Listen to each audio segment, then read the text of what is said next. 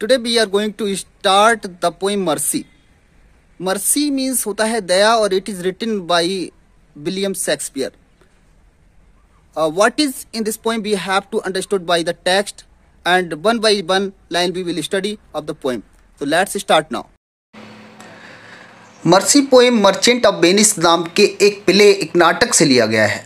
ये एक पोर्शन है, एक छोटा सा टुकड़ा है मर्चेंट ऑफ वेनिस का। मर्सी का मतलब होता है दया, और ये कैसे लिखी गई, क्यों लिखी गई, थोड़ा सा बैकग्राउंड में जाएंगे और उसको समझेंगे। तो सबसे पहली बात यह है कि एक व्यक्ति होता है साइलॉक और एक होता है एंटोनियो।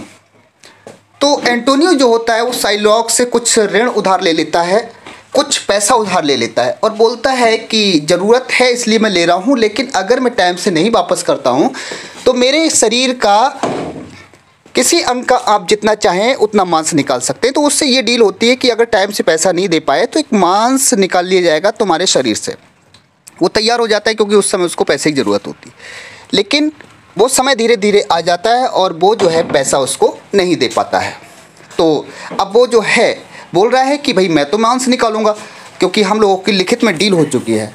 तो उस समय एक पोर्शिया नाम की लेडीज़ होती है जो एंटोनियो के दोस्त की पत्नी होती है, वो वकील होती है। वो उसके पास जाता है कि मैं अब क्या करूं।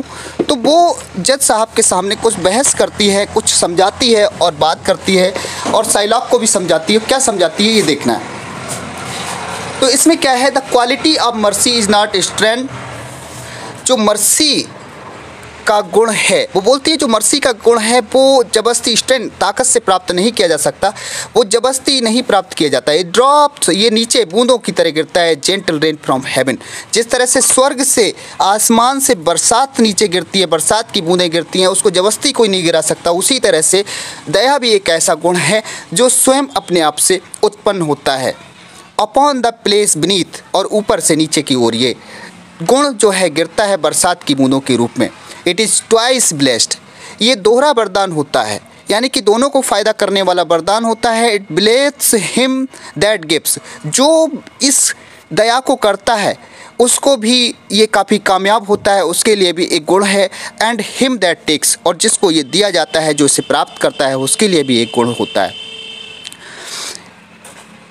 It's mightiest in the mightiest, और दया को ऐसा गुण बताया गया है जो सबसे ज़्यादा शक्तिशाली होता है। It becomes the throned monarch better than the crown, और बताया गया है कि जो राजा होता है, राजा अपना राजदंड देता है किसी को और अपने सिंहासन पे बैठा होता है और उसके क्राउन मुकुट लगा होता है, लेकिन मुकुट से भी ज़्यादा सुशोभित तब होता है जब उसके पास दया होती है। दया करके वो कोई निर्णय करता है। आगे पोर्शिया बताती है, जिस sceptre shows the force of the temporal power. कोई राजा है, कोई जज है, अगर वो अपना राजदंड, इस कैप्टर का मतलब है राजदंड, अगर वो राजदंड दिखाकर अपनी पावर दिखाता है तो ये सही है, लेकिन the attribute to awe and majesty, लेकिन ये केवल उसका व्यवहारिक और सांसारिक ज्ञान रहता है। इससे उसको सांसारिक प्रतिस्पर्धा और पावर शक्ति मिलती है।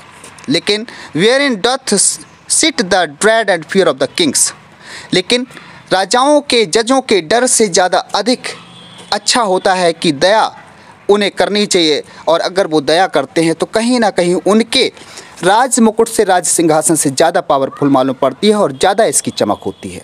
But mercy is above the sceptred sway, लेकिन मर्सी सभी के राजदंड जो होते हैं उनसे ऊपर होती है, राजाओं के राजदंड से ऊपर होती है, राजाओं के सिंहासन से ऊपर होती है, राजाओं के मुकुट से ऊपर होती है। It is enthroned in the hearts of the king, मुकुट तो राजा के सिर पर लगा होता है, लेकिन अगर बात की जाए मर्सी की, दया की, तो ये दिल में रहती है, हृदय में रहती है। अगर मर्सी दिल में रहे और फिर निर्णय किया जाए तो निर्णय अच्छा होता है। It is attribute to God himself, क्योंकि दया भगवान का दिया हुआ खुद का एक गिफ्ट है, जो वो सामने पनिशमेंट जिसको दे रहा है उसमें अगर दया मिला दे तो फिर पनिशमेंट या जो हम कह निर्णय होगा वो ज़्यादा उचित रहेगा। And earthly power doth then show likest God's when mercy seasons justice, और जो संसार की शक्ति है, सांसारिक शक्ति है, उसमें अगर दया मिला दी जाए तो वो सांसारिक शक्ति भगवान की, ईश्वर की, अल्लाह की शक्ति के समान बन जाती है।